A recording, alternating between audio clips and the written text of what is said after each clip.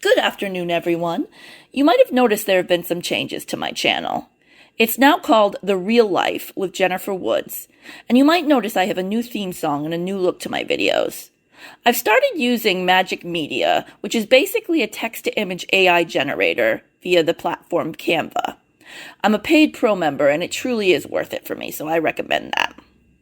Anyway, today I will be discussing the 1986 miniseries The Deliberate Stranger starring Mark Harmon as Ted Bundy, but before I get into that, here are a few little details about me.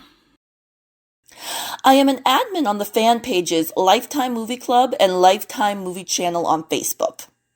These are not official pages. They are fan pages where you can discuss your favorite movies with others who enjoy Lifetime productions as well as classic TV movies as much as you do. I have recently released a book called Deadly Guide, The Search for the Killer Made-for-TV Thriller, which is a great resource for you if you especially enjoy those TV movies from the early 90s. If you like this episode and want to continue hearing more from me, please like the video and subscribe to my channel. I release one episode a week and sometimes additional content for you. I look forward to hearing your thoughts in my comment section. Thank you for stopping by. And now back to The Deliberate Stranger. It's based on a book which I read sometime around 2015, written by a journalist named Richard Larsen. He knew Ted Bundy and considered him a good guy. Then Bundy was arrested for an abduction attempt in Utah and suspected in a series of gruesome murders. Larsen can't believe it at first, but slowly begins to realize the police are right about his friend. I read The Stranger Beside Me by Ann Rule in 2015 as well, shortly after Rule's death. I had never been able to get into the book before, but in 2015 I read just about every Bundy book I could get my hands on.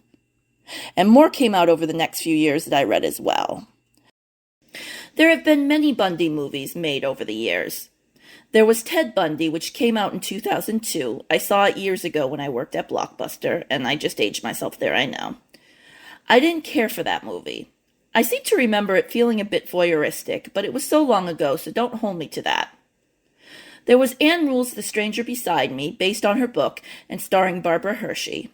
That came out in 2003. There was The Riverman in 2004, about Bundy's help with the Green River case. Cary Elwes played Bundy, and Bruce Greenwood was also in that. I love Bruce Greenwood as an actor, so I'll have to check that one out eventually. There was also Bundy, A Legacy of Evil, which starred Corin Nemec, an actor I'm a big fan of. That came out in 2009. And there was Ted Bundy, American Boogeyman from 2021, which was partly from the perspective of a female detective on the case. I believe her name was Kathleen McChesney. And of course, Zac Efron as Bundy, an extremely wicked, shockingly evil and vile in 2019. That was told from the perspective of his longtime girlfriend Liz and was based on her book, The Phantom Prince, which I read back when the only place I could find it was in my library. It's been re-released since then.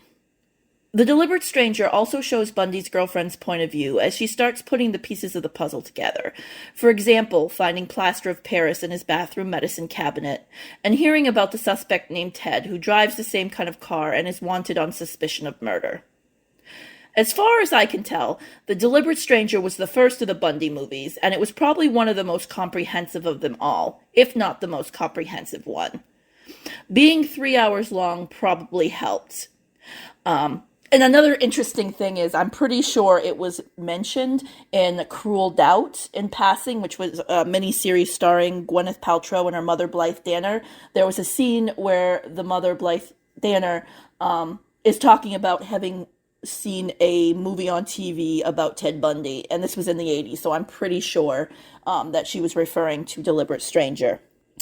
I also love that this miniseries, The Deliberate Stranger, takes time to flesh out some of the victims, so we learn more about who they were. For example, Denise Naslund was the only victim whose real name was used in the movie, and the movie introduced me to her for the first time. There is a heartbreaking scene where her boyfriend and friends are looking for her in an empty parking lot where only her red car remains.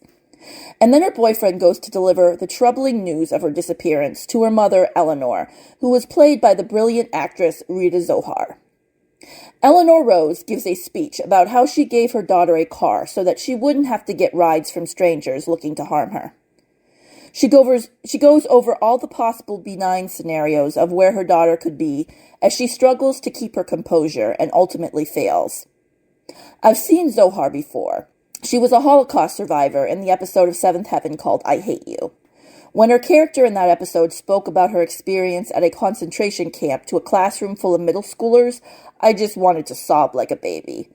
She's a really good actress, and she does a great job ripping your heart out of your chest and just crushing it. The movie opens with a college girl walking away from a dormitory on campus as she calls out to a friend. She walks across what looks like a darkened parking lot into perhaps an alleyway. This is clearly inspired by the real-life abduction of Georgann Hawkins, an 18-year-old college freshman who disappeared one night in June 1974. Georgann, who according to various sources also went by the nickname George, was remembered as a former cheerleader and daffodil princess, and who looked a little bit like Rose McGowan, the actress from the TV series Charmed and the 90s dark comedy Jawbreaker. In The Deliberate Stranger, the victim in the beginning is named simply Anne, and the scene where she is stalked by a shadowy figure sets the tone for the rest of the movie. The creepy music that sounds more like electronic bleeps and bloops plays in the background. I will remind you that the movie was made in the 80s. We see the Seattle skyline as the camera pans over the water, and the narrator, Richard Larsen, tells us that this is a story not just about a madman and the cops who brought him down, but also about the loved ones who were forever traumatized by the horrific events about to unfold in the next 3 hours. And the movie certainly lives up to that promise by giving us some of the victims' stories as well. I do have to say that if you want to hear more about the victims' stories, you should check out some of Kevin Sullivan's books, especially Ted Bundy's Murderous Mysteries, The Many Victims of America's Most Infamous Serial Killer. Also, the documentary Ted Bundy, Falling for a Killer on Amazon Prime. I did not love that Ted Bundy, Falling for a Killer gave a feminist perspective on the murders. In my opinion, that was a very self-serving take that oversimplified the dynamics involved, doesn't do the victims justice, and serves little more than to promote an agenda at the expense of those whose lives were lost or forever altered at the hands of a killer, or killers, since not all of the cases that have been linked to Bundy over the years have been conclusively solved. We all know there was more sexism back in the 70s, but that probably has little to do with the reason why these murders happened. And if these had been missing young men, the reality is their disappearances would have probably gotten less attention. All you have to do is see how little attention the victims of killers like Dean Corll, Dahmer, and I think Gacy too got before their killers were caught red-handed. When the movie begins, it's July 1974, just shortly before the Lake Sammamish murders. And I understand why the movie begins here. The detectives really didn't have much to go on in the first half of 1974, when girls were going missing here and there, most often from college campuses. Lake Sammamish is when the detectives were first given a description of the suspect, an MO that they were able to start linking back to the previous cases, a vehicle description, and a possible first name. In the first scene with Bundy, we see him switching a ski rack from his girlfriend's car to his own. This is based on actual information given in the case files and has ominous implications due to the fact that he will soon kidnap a woman with a bike. We are introduced early on to Bundy's girlfriend, Cass. Her real name is Elizabeth, but for some reason in this she's called Cass. Bundy has a party of sorts to get to. At this little get-together, we meet Richard Larsen, and we learn that Ted Bundy is a likable guy who people compare to JFK, and who makes Larsen long for his youthful days. The people at the party are sad that Bundy is abandoning them for Utah. That's where he's been accepted to law school. Then Bundy is back home, shaving, and his girlfriend is expressing concerns that he's not being faithful to her. Bundy's response is that she's borrowing trouble by talking this way and asking for it if he does decide eventually to go out looking for some side action. So slowly the movie is showing the cracks in Bundy's cool exterior and revealing him to be a man simmering with barely controlled rage, not above gaslighting his girlfriend into thinking their problems are a result of her suspicions instead of as a result of his own questionable behavior. He manages to convince her that there's something wrong with her and she's just being paranoid. This movie does a good job showing the way in which the seed of doubt in her is planted. From here on out, she won't know if she has a right to be afraid of him or if she's just overthinking things. After he has successfully talked her down from the cliff she was standing on, they kiss and make up and make plans to have dinner together later with her daughter Jenny. She leaves the bathroom and we see him finish up shaving. Before the scene changes, we see him start to wrap an ace bandage around his arm, and this is our first big clue that he's about to do something sinister and evil, which we already knew about him anyway because he's Ted Bundy. More electric saw sounds. I mean music. The next scene is a discussion between a group of detectives investigating several disappearances that they think might be linked. They even consider the possibility that there might be some astrological factor driving the suspect, since the disappearances are all happening about a month apart. They name the girls who have gone missing so far: Laura, Mary Alice, Shirley, Diana, Susan, Anne. All of those are fictional names, by the way. The real names are Lynda with a Y, Lynda, Donna, Susan, Roberta, and Roberta went by the name Kathy in real life, Brenda, and Georgann. 3 of these girls disappeared from college campuses in Washington. 1 girl disappeared from a tavern, another from her bed at night. 1 from a college as far away as Oregon. This scene is important because it lays out the facts of the case for the viewer, but I will say there isn't much subtlety here. I feel like the movie was a little too heavy-handed at times, feeding the viewer information with a spoon, instead of having the detectives communicate in an authentic way with one another. But who knows? I was not a detective at any point in my life, and certainly not one in the 1970s. Maybe that is the way they talked. Or maybe it was a plot device to move the story forward. Bundy is driving somewhere now, and the bloops and bleeps are going crazy, as though the movie soundtrack is responding to the evil vibes in the air. He arrives at a lake and approaches a woman sunning in a bikini. He has his arm in a sling and states that he needs help moving his boat. He says his name's Ted. Ted convinces the girl in the bikini, whose name is Lisa in the film, to go off with him. But as soon as she realizes his boat isn't nearby and she'll have to get into a car with him, she backs down. So he goes for plan B, a brunette on a bicycle named Jane, who is based on the victim Janice Ott, a blonde in real life. The interaction with Jane in the movie is not at all like the one observed in real life. It is dramatized in a way that works better on the screen. The original intended victim watches on, shaking her head, a bemused look on her face. She'll learn later that her hunch about him saved her life. The brunette, Jane, wasn't so lucky. Bundy is seen returning to the lake sometime later, inexplicably wiping down the passenger seat of his car while it's parked in the lot. Why he didn't do that beforehand is unclear. Maybe because it's meant mainly for dramatic effect? We see him doing that and looking around with a maniacal expression on his face. He's definitely up to something. Harmon does this a lot throughout the movie. Gets this creepy look in his eyes that sometimes seems just a bit exaggerated in a campy 80s way. I know it's a reference to the fact that many have said Bundy's eyes would change when he would seemingly go into one of his moods. Another dark-haired girl leaves the safety of her friends to go pee. She looks a little like Jenna Lee Green, who played the mean girl in Sabrina the Teenage Witch, and who was also in the original Death of a Cheerleader. But I've not been able to find this particular actress's name online, the one who was in Deliberate Stranger. She just looks like Jenna Lee Green, but I know it can't be her because she would be older than Jenna Lee Green was. She looks so familiar. We don't see anything happen to her character, Denise, but the bloops, bleeps, and electrical saw sounds that pass as music tell us everything that we need to know about her fate. I'm not going to go through the movie scene by scene because I don't want to spoil the experience of watching it for yourself. Also, it's a very long movie. I've already stated that the movie starts in Washington in July 1974. Bundy is a girlfriend and is a potential future stepfather to her young daughter Jenny, if he can get his act together. He works for emergency services and has a good relationship with his female co-workers. They think very highly of him, even if he is a Republican, shattering any illusions of him as a JFK type. He also has this little blemish on his reputation from the time he was caught doing some politically motivated spying. As far as his co-workers and friends are concerned, that's his only flaw.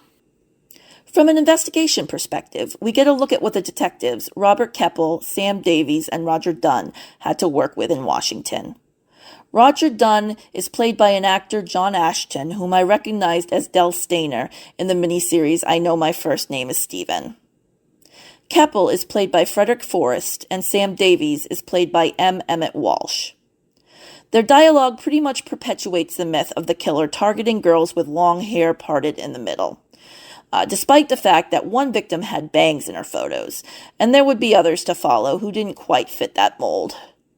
Then again, the detectives in Washington really didn't have much to go on in 1974 and even into the first half of 1975, and they were clearly grasping at straws.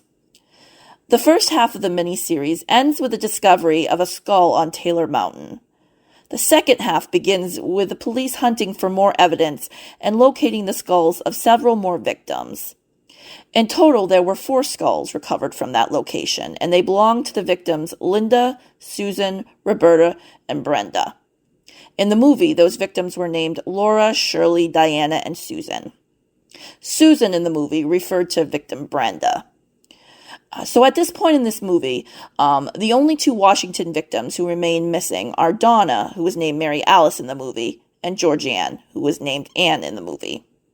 More info about their fates would be revealed by Bundy a couple years or so after the movie's release. Bundy is in Utah by this point, more specifically Salt Lake City, and has been for months. We've already seen him flirt with a girl named Katie Hargreaves, who goes missing one night after leaving a Halloween party drunk in search of cigarettes. A little while prior to her disappearance, another girl, the daughter of a policeman, was found dead. The policeman's daughter was named Emily in the movie and Melissa in real life. In real life, Melissa vanished while leaving a pizza parlor late at night, but in the movie it's not really discussed. That's just something I know from real life, my reading of the actual case. In a devastating scene, Katie's father goes into the morgue to identify a body he's been told is probably not his daughter. There is another missing girl at the time named Lynda. Her name's Debra in real life. A few seconds after entering the room, he screams out, "Oh God!" and his wife, waiting out in the hallway, breaks down sobbing. It's an absolutely brutal scene and really gives an intimate look at the horror the families had to deal with. In real life, Katie was named Laura Aime, or Laura Aime, I'm not quite sure how to pronounce that, and her disappearance wasn't initially taken seriously. She was found sometime around Thanksgiving Day, and I do remember mention of her in the book, The Deliberate Stranger. I do remember reading a little bit about her story in that, so obviously that was adapted for the screen when this movie was made. By this point, we've also seen Bundy attempt to abduct a girl at a shopping center by impersonating a police officer. She manages to escape and goes on to become a witness for the police, identifying Bundy in a lineup a little less than a year later. We've also seen a woman named Joanne, or Karen in real life, go missing from a Colorado hotel.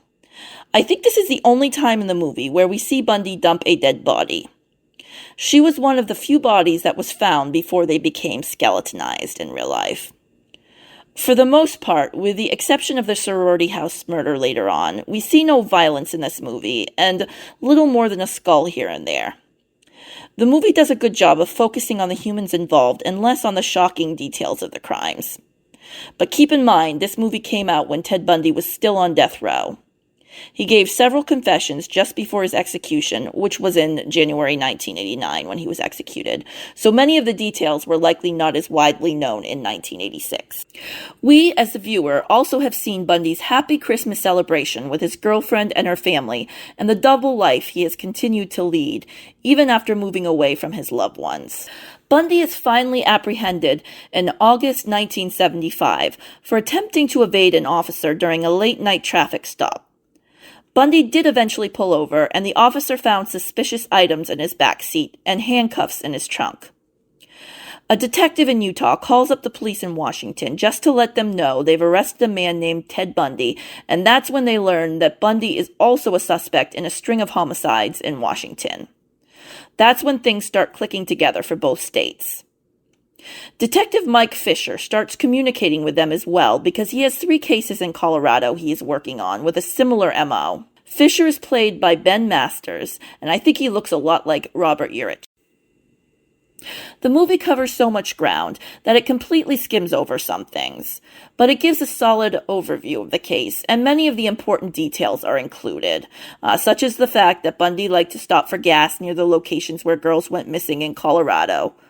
Also, his girlfriend makes a police report on him in order to do her due diligence and give some additional information about their intimate life that's relevant.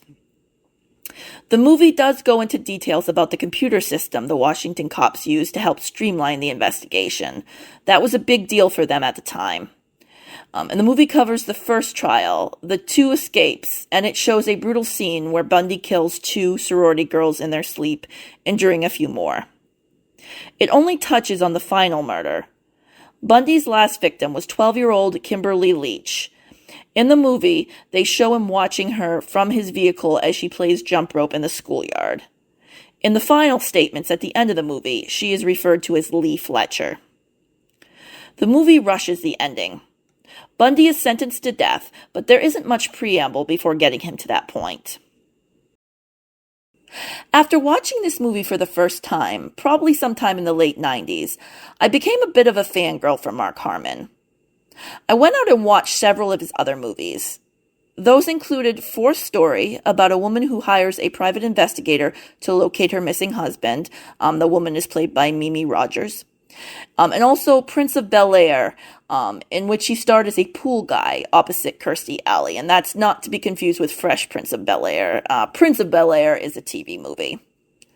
Harmon and Alley also played romantic interests in the 80s comedy Summer School, which is one of my top favorite movies ever and came out about the same year as The Deliberate Stranger, I believe. It's about a gym teacher who gets roped into teaching remedial English over summer vacation. I know critics such as Ebert panned it, but I don't care. It's far from politically correct, but it's just a fun movie. Glynis O'Connor played the girlfriend Cass. She was in Ellen Foster. She played Ellen's mother. I enjoyed that movie starring Jenna Malone based on the book. And she was also in a TV movie called Death in Small Doses, about a woman who dies after ingesting arsenic, and another TV movie called Summer of Fear, which was about a family on vacation who encounter a strange young man on their trip. The young man was played by Corin Nemec. George Grizzard played Richard Larsen. You might also remember having seen him in the TV movie Shattering the Silence, aka Not in My Family, about a woman played by Joanna Kearns who has recovered memories in adulthood of being abused by her father as a child. Grizzard played her father. And then there was Bonnie Bartlett as Ted Bundy's mother. She was in Deadly Deception as well, which I discussed last week. So some familiar faces in here. I also recognize the little girl who played Bundy's girlfriend's daughter as Maya Bruton. She was in another favorite 80s comedy of mine, Adventures in Babysitting. She played Sarah Anderson, the little sister who was obsessed with the superhero Thor. She was also the little sister of Corin Nemec's character in the TV series Parker Lewis Can't Lose. And she had a small role in Back to the Future. I would give The Deliberate Stranger a 4 out of 5. It's one of the most comprehensive tellings of the Bundy case and gives a voice to the victims. Mark Harmon does a decent job as a sociopathic Bundy, though I think I bought Zac Efron as Bundy more than I bought Harmon as him. The Deliberate Stranger does feel very 80s and low budget at times, but it has moments of poignancy as well. So anyway, that's all for today. I do want to end on this note, though. The title of the movie is inspired by the idea that Bundy deliberately sought out girls he didn't know because it made it easier to dehumanize them. And dehumanization is certainly something that still happens a lot these days, and why I appreciated this movie making a point to tell the victims' stories. Not sure why they had to change their names. I'm sure it was out of respect for their privacy, though nowadays there is no privacy thanks to the internet. And nowadays, we want to give attention to the victims and not just to the killer. We try to forget the killer as much as possible. Take care, everyone, and until next time.